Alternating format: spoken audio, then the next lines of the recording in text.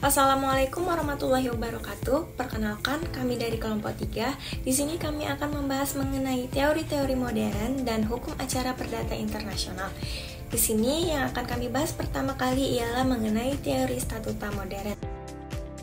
Teori ini menghendaki persoalan hukum perdata internasional yang dikualifikasikan dahulu pokok perkaranya ke dalam kategori persoalan real tentang benda, persoalan perbuatan hukum. Dengan demikian dapat ditentukan hukum mana yang akan diberlakukan.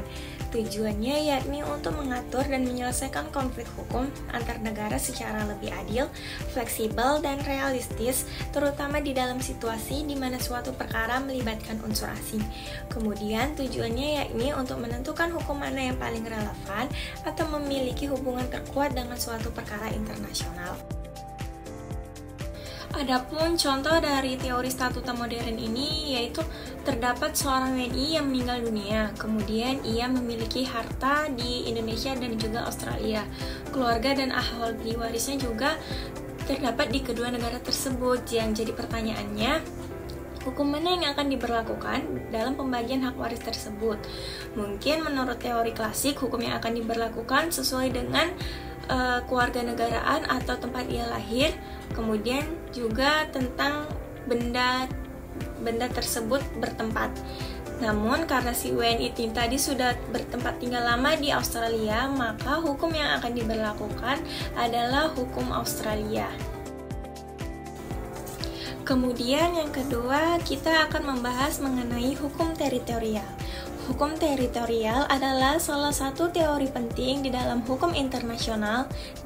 Teori ini berprinsip kepada kedaulatan suatu negara berlaku penuh atas wilayahnya, dan hukum suatu negara hanya berlaku di dalam batas-batas wilayah teritorial negara tersebut. Artinya, hukum hanya berlaku bagi orang, benda, dan peristiwa hukum yang berada di dalam batas wilayah suatu negara.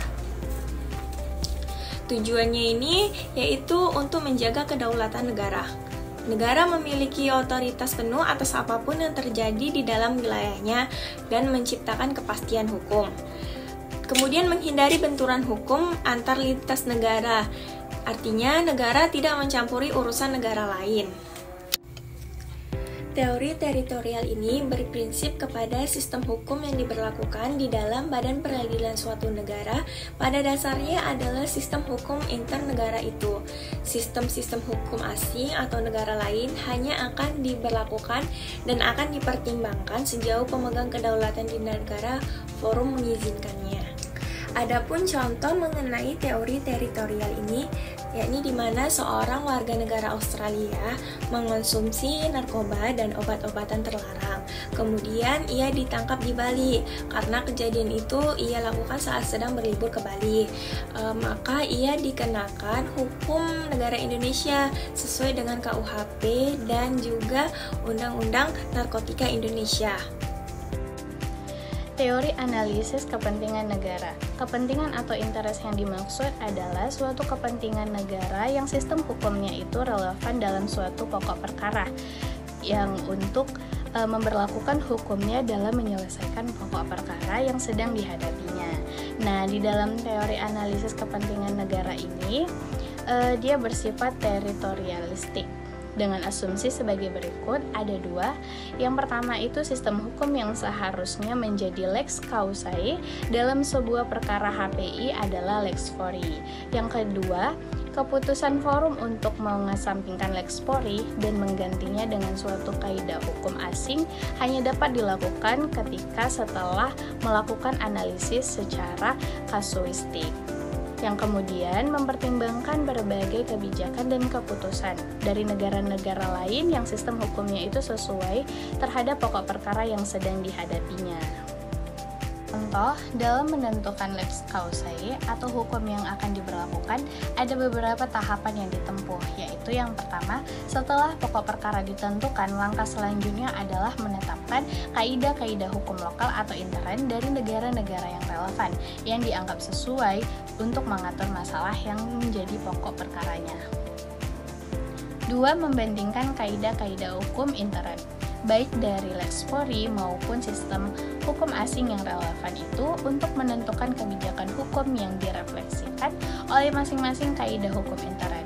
Perlu dipahami bahwa setiap kaidah hukum lokal atau intern suatu negara selalu merefleksikan suatu kebijakan atau politik hukum tertentu untuk melindungi kepentingan warga negaranya yang terlibat dalam suatu perkara.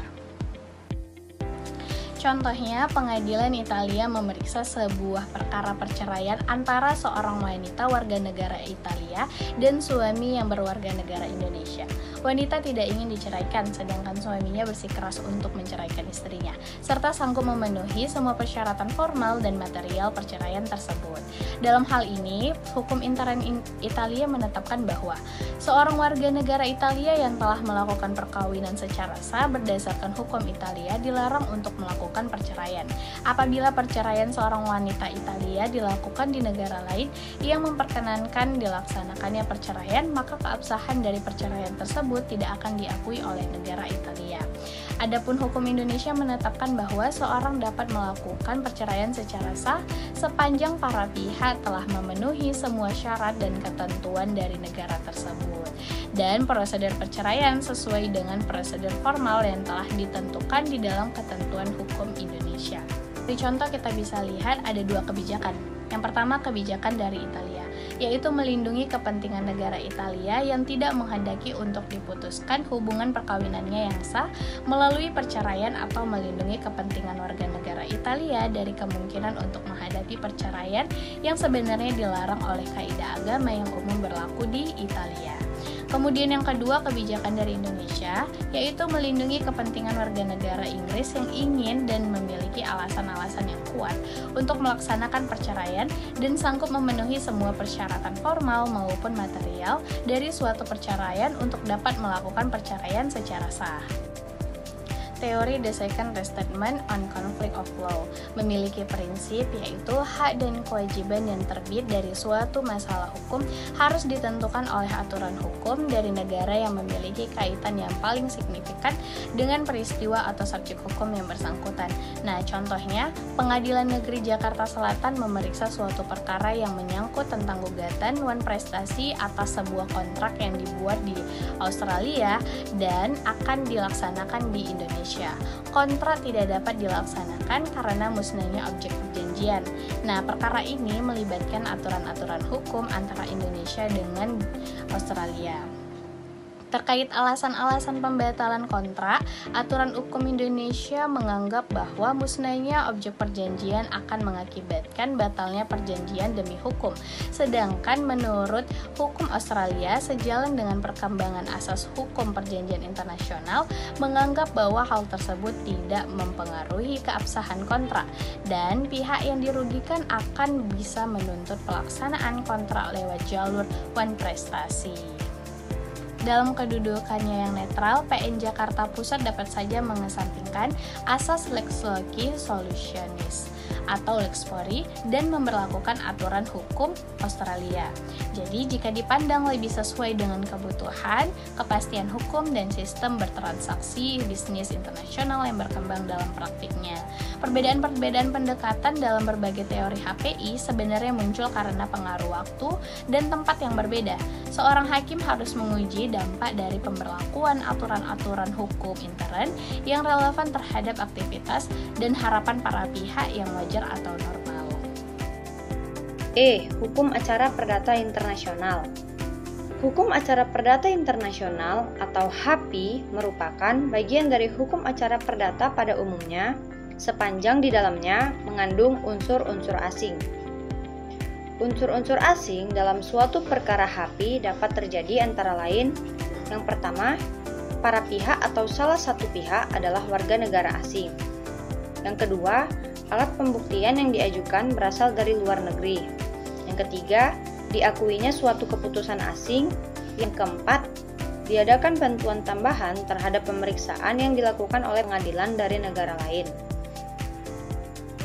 HAPI merupakan bagian dari hukum acara perdata internasional dan HPI dengan dua kondisi sebagai berikut. 1. HAPI merupakan bagian dari HPI dilihat melalui materi yang tercakup di dalamnya yang mengandung unsur asing.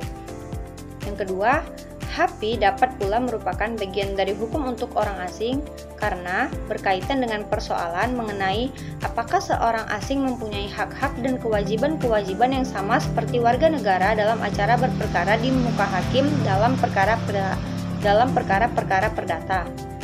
Kompetensi atau kewenangan hakim merupakan suatu hal yang akan selalu menjadi pembahasan yang menarik dalam HAPI. Untuk menetapkan kompetensi hakim, ada dua prinsip utama, yaitu 1. Prinsip the basis of presence. Dalam prinsip ini dinyatakan bahwa suatu gugatan perdata haruslah disampaikan ke tempat tinggal tergugat atau ke tempat di mana tergugat sebenarnya berada. 2. Prinsip efektivitas. Berdasarkan prinsip efektivitas, pada umumnya hakim hanya akan memberikan keputusan yang pada hakikatnya akan dapat dilaksanakan.